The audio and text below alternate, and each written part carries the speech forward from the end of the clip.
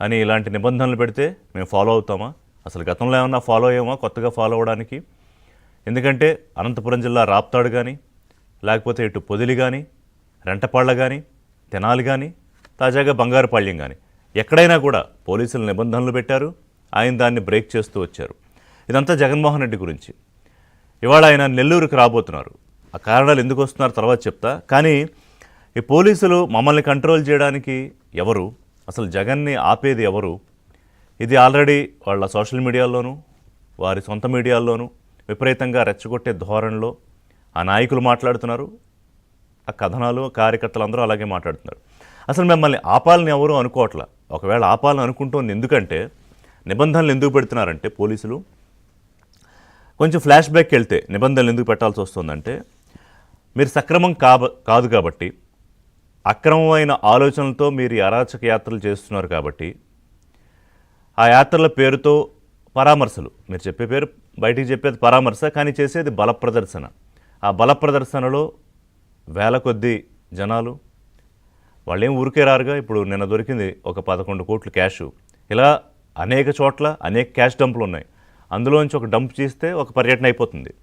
So ఆ డబ్బు ఇచ్చి నిన్న ఏదో కొంత లెక్కలు చెప్పారు, 5 కోట్లు 6 కోట్లు ఇచ్చే జనాలు తీసుకొస్తున్నారని. బహుశా ఇంకా ఎక్కువ కూడా అయి ఉండొచ్చు.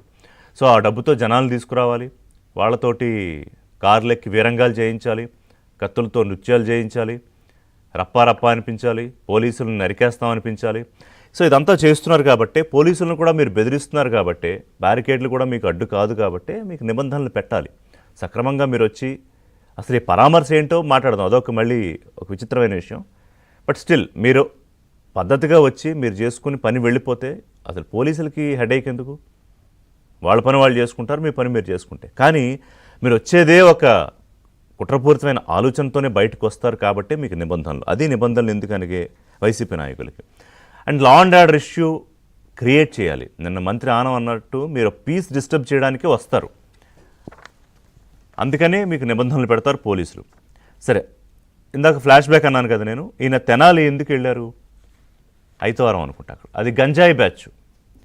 వాళ్ళు పోలీసులనే చంపేస్తామని బెదిరిస్తే, ఇళ్ళకెళ్ళి తలుపులు బద్దలు కొట్టి అర్ధరాత్రి బెదిరిస్తామని చంపిస్తే, వాళ్ళని కేసు పెట్టి అరెస్ట్ చేస్తే, వాళ్ళని పరామర్శించడానికి జగన్మోహన్ రెడ్డి వెళ్తారు. అక్కడ పోలీసుల్ని ఈయన బెదిరిస్తారు తిరిగి రివర్స్లో. ఇంకోటి ఏంటి, బెట్టింగులు కోసం కోట్ల రూపాయలు తెచ్చుకుని ఇంట్లోవో బయటవో అప్పులు చేసో అవి తీర్చలేక ఆత్మహత్య చేసుకున్న ఒక అతనికి విగ్రహం పెట్టడానికి ఈయన వెళ్తారు. అప్పుడు కూడా ఇదే బల ప్రదర్శన. బంగారుపాళ్యంలో పుష్కలంగా ఉన్న మామిడికాయ పంటని రైతుల పరామర్శ పేరుతో ట్రాక్టర్ల కొద్దీ స్టోర్ చేసి ఉంచి పక్కన పెట్టి రోడ్ల మీద తీసుకొచ్చి తొక్కించేయడం కోసం వెళ్తారు మీరు. మరి ఇంకా ఇది కదా మీరు పరామర్శలు చేసేది. సరే, ఇప్పుడు ఎందుకు వెళ్తున్నారు? ఇది అసలు మోస్ట్ ఇంట్రెస్టింగ్ ఏంటంటే, ఇవాళ ఎందుకు ఈ నెల్లూరు వెళ్తున్నారు? పాబ్లో ఎస్కోబార్ అని మీకు గుర్తుండే ఉంటుంది. మెక్సికోలో అసలు డ్రగ్స్ ఇవాళ ఇంత విస్తృత స్థాయిలో ఉండడానికి దానికి మూల విరాట్ అమెరికాని గడగడలాడించి అమెరికా రాజకీయాలను సైతం మేనేజ్ చేయగలిగిన పాబ్లో ఎస్కోబార్. అతని మీద సిరీస్లు కూడా వచ్చాయి. అతను ఏం చేసేవాడంటే అతని నేర సామ్రాజ్యంలో కీలకమైన వాళ్ళందరినీ భాగస్వాములు చేసి తన కోసం వాళ్ళందరూ ఒక షీల్డ్లా ఉండేలా చూసుకునేవాడు. బట్ ఎనీవే ఫైనల్గా ఒక రోజు అతను పోలీసుల చేతిలో చనిపోయాడు అనుకోండి.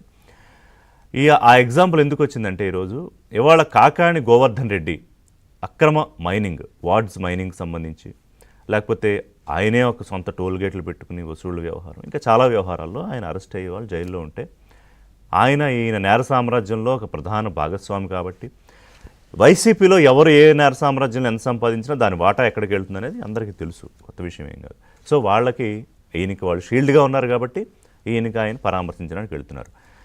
But having said this same time నిన్న సోమిరెడ్డి అనుకుంటూ అడిగారు, మరి నీతో మద్యం కుంభకోణంలో నీ మాస్టర్ బ్రెయిన్ ఎగ్జిక్యూట్ చేసిన వాళ్ళందరూ జైల్లో ఉంటే అయ్యో పాపం మాబిందన్ రెడ్డి అంటే మరి ఆయన చూడడానికి ఎందుకు వెళ్ళలేదని అడిగాడు ఆయన.